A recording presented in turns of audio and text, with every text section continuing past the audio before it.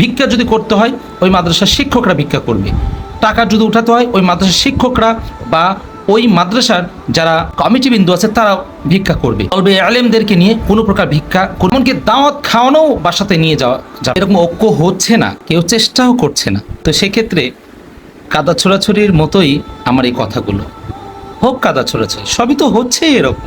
আমি আমার লাইফে কখনো এরকম কোনো কথা বলিনি, হয়তো কিছু মেসেজ ছাড়া। আজকে বলতে বাধ্য হচ্ছি, সেটা হলো ওলামায়ে কেরামদের কমতির কারণে। আবারও বলছি, সাধারণ মানুষ কোনো কমেন্ট করবেন না, কোনো স্বাদ নেবেন না, শুধু ওলামায়ে কেরামদেরকে দেখাবেন। আতিউ আল্লাহ ওয়া আতিউ রাসূল উলিল আমরি মিনকুম, এর তাফসীর আপনারা জানেন না। অতএব সাধারণ মানুষ কোনো কমেন্ট করবেন না, কোনো কথা বলবেন না। আল্লাহর রাসূলের উত্তরাধিকারী শুধুমাত্র ওলামায়ে কেরামগণ। অনেক কষ্ট, অনেক ব্যথিত হয়ে কথাগুলো বলছি, বাধ্য হচ্ছে কথাগুলো বলতে।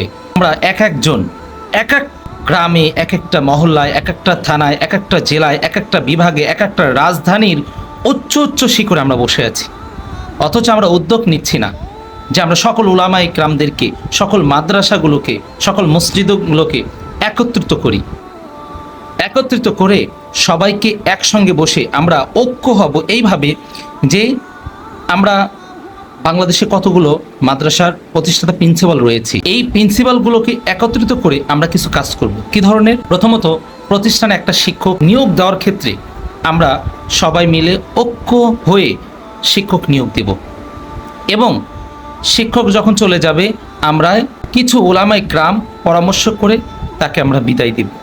আবার যখন নিয়োগ দেবো, কিছু ওলামায়ে কেরাম একত্রিত আবার নিয়োগ দিব। ঠিক তেমনিভাবে কোনো একটা প্রিন্সিপাল যদি সাধারণ কোনো শিক্ষকদের বেতন নিয়ে, খাবার নিয়ে, থাকা নিয়ে যদি কোনো প্রবলেম করে, সেটা আমরা সবাই মিলে বিষয়টা সলভ করব। সলভ কেন বলছি? এখানে আবার অনেকে প্রশ্ন থাকতে পারে যে খাবার খারাপ, এই সে, এটা সেটা। এই জন্য আমি পরামর্শ করতে বলছি যে প্রতিষ্ঠানের খাবার এটা ডিপেন্ড করবে আর্থিক সচ্ছলতার উপরে, শিক্ষকদের বেতন এটা ডিপেন্ড করবে সচ্ছলতার উপরে।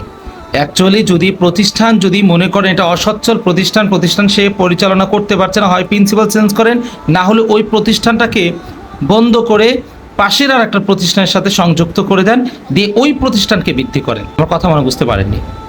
আমি বলতে চেয়েছি, যেমন আমার এখানে একটা প্রতিষ্ঠান, আমার পাশে আর একটা প্রতিষ্ঠান আছে, আমি আমার প্রতিষ্ঠান পরিচালনা করতে সক্ষম না, আমার শিক্ষকদেরকে টাইম টু টাইম বেতন দিতে পারছি না, আমি ঠিকভাবে ছাত্রদেরকে খাবার দাবার দিতে পারছি না, আমি অজ্ঞ বা অপারগামী। সেই ক্ষেত্রে পাশের প্রতিষ্ঠান মোটামুটি পারছে আমার চাইতে বেশি, তা আমার প্রতিষ্ঠানটা বন্ধ করে ওই প্রতিষ্ঠানের সাথে সংযুক্ত করে দিয়ে এই প্রতিষ্ঠান, আমার প্রতিষ্ঠানে যে শিক্ষকগুলো আছে বা আমি আছি, আমাদেরকে ওই প্রতিষ্ঠানে কিছু কিছু ছোটোখাটো দায়িত্ব দিয়ে আমরা একসঙ্গে ওই প্রতিষ্ঠানটিকে বড় করি। একটা প্রতিষ্ঠান চালাতে যদি 1 লক্ষ টাকা লাগে, তো আমার প্রতিষ্ঠান চালাতে আমার 1 লক্ষ টাকা আমার আসছে না, আমার আসে 50,000 টাকা। ওই প্রতিষ্ঠানে আসে হলো আপনার 60 বা 70,000 টাকা। তাহলে সেই ক্ষেত্রে ওখানে ওই প্রতিষ্ঠান পরিচালনা করতে 1 লক্ষ লাগবে, আমারটাও 1 লক্ষ লাগবে। কিন্তু আমিও একাকিত্ব পারছি না, সেও একাকিত্ব পারছে, কিন্তু তার যেহেতু একটু অ্যামাউন্ট বেশি আছে, আমারটার সাথে ওই প্রতিষ্ঠানটা অ্যাডজাস্ট করে ওই প্রতিষ্ঠানটা অনেক ভালোভাবে পরিচালনা করা হবে। এত প্রতিষ্ঠানের প্রয়োজন নেই, আবার প্রতিষ্ঠানের প্রয়োজনও আছে যদি সেটা সচ্ছলতা থাকে। বিশেষ করে প্রতিষ্ঠান তারাই পরিচালনা করবে যেই প্রতিষ্ঠানগুলোতে আপনারা খোঁজখবর নেবেন, আমরা খোঁজখবর নিব যে প্রতিষ্ঠানের পরিচালক ছাত্রদের মাঝে ভিক্ষা, দান, সদকা ওঠায় কিনা, এটা টোটাল বন্ধ রাখতে হবে। কোনো কথা নেই। ভিক্ষা যদি করতে হয় ওই মাদ্রাসার শিক্ষকরা ভিক্ষা করবে, টাকা যদি উঠাতে হয় ওই মাদ্রাসার শিক্ষকরা বা ওই মাদ্রাসার যারা কমিটি বিন্দু আছে তারাও ভিক্ষা করবে। তলবে আলেমদেরকে নিয়ে কোনো প্রকার ভিক্ষা, কোনো প্রকার এমনকি দাওয়াত খাওয়ানো বাসাতে নিয়ে যাওয়া যাবে না। কেন? মাদ্রাসা থেকে দোয়া করলে দোয়া কবুল হবে না?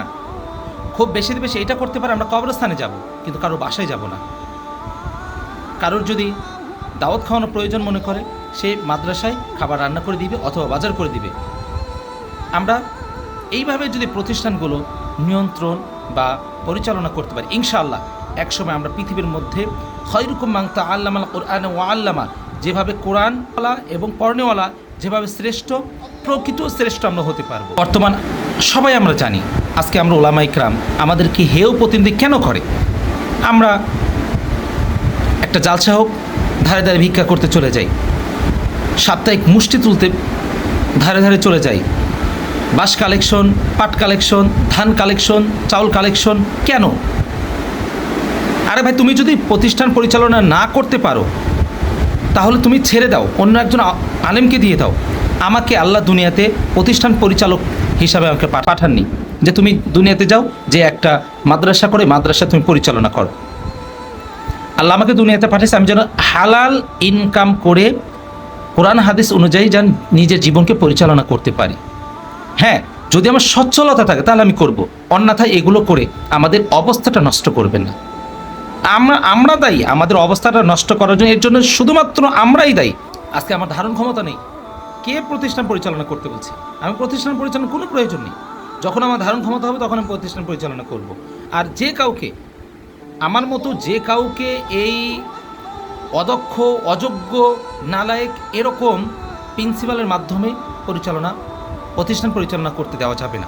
আমরা যেই ঐক্য একসঙ্গে হব, বিজ্ঞ যেই যোগ্যতা সম্পন্ন হক্কানি ওলামাই কিরাম যারা আছেন তারা বলবেন যে এখানে আপনারা 100 জন প্রিন্সিপাল আছেন, এর মাঝে যোগ্যতা সম্পন্ন 90 জন, সাপোজ 10 জন আপনারা প্রতিষ্ঠান পরিচালনা করতে পারবেন না। আপনার বয়সের ভারততা নেই, আপনার যোগ্যতার ভারততা নেই, আপনার এলেম আমলের ভারততা বা যোগ্যতা নেই। অতএব আপনি প্রতিষ্ঠান পরিচালনা না করে আপনি কোনো একটা প্রতিষ্ঠানের একটা ছোটোখাটো একটা দায়িত্ব, বক্তব্য হোক, হেফজখানা হোক, তাকে একটা দায়িত্ব দিয়ে দাও, একবার একদম নৈরাশ না করা। তো আমরা এইভাবে যদি প্রতিষ্ঠানগুলো পরিচালনা করতে পারি, আলহামদুলিল্লাহ, আমরা যেভাবে আল্লাহ রাসূল সাল্লাল্লাহু আলাইহি ওয়াসাল্লাম এবং আল্লাহ আমাদের যেই সম্মানটা দিয়েছেন, এই সম্মান প্রকৃতভাবে সম্মানী আমরা হবে ইনশাআল্লাহ। আজকে আমার প্রতিষ্ঠান শুরু থেকে নিয়ে ইনশাআল্লাহ এ পর্যন্ত কেউ বলতে পারবে না একদিন কোনো বাসায় আমি দাওয়াতে পাঠিয়েছি কোনো একটা ছাত্রকে। কোনো একটা মানুষ, অভিভাবক বলতে পারবে না যে এই মাদ্রাসার জন্য আমি জাকাত, ফিতরা, মান্নাত, সাদাকা এগুলো গ্রহণ করেছি, কেউ বলতে পারবে না। সাধারণ হাদিয়া যেগুলো সবাই খেতে পারবে এরকম কিছু কিছু নিয়েছি, তাও বলে না, সে আগ্রহ করে বলে বলে সে আমাকে দিয়েছে, কারণ আমার এটা পছন্দ হয় না। আপনাদেরও হতে পারে, স্বাভাবিক, এটাতে আমি করছি না।